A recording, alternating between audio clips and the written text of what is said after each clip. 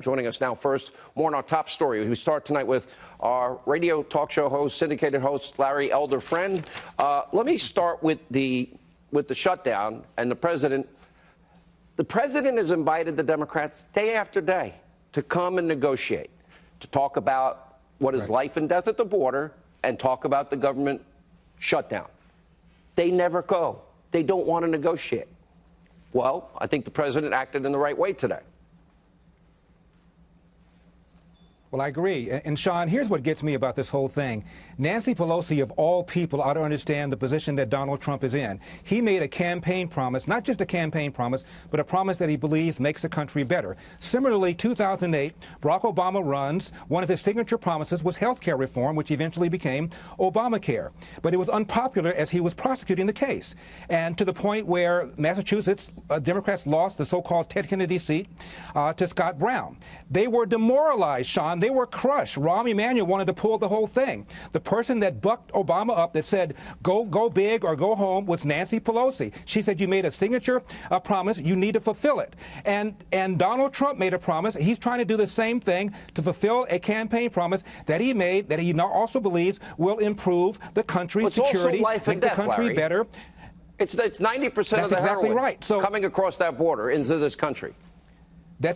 That's exactly right. So why would Nancy Pelosi understand the pressure that Obama was under and encourage him to pursue Obamacare, but expect Donald Trump to completely drop-kick a plan, a promise that he made repeatedly to his base? It doesn't even make any political sense. She understands that. Larry, we're talking about literally, they all took their vacations for Christmas. They didn't stay and negotiate for the furloughed employees. 10 days in, then you got other Democrats taking a lobbyist-paid junket to a luxurious resort in Puerto Rico. Looks like they were having fun. Then you got Nancy going away, and in that 7-day period, that means those 800,000 furloughed employees would not get another check. She seemingly doesn't care about them, although she claims to care. But we got life and death. Let me ask you this. We've got these new radicals in the Democratic Party, outspoken anti-Semites, associations with the Women's March, and those people that support Farrakhan. I don't hear any criticism amongst the Democratic leadership about any of this.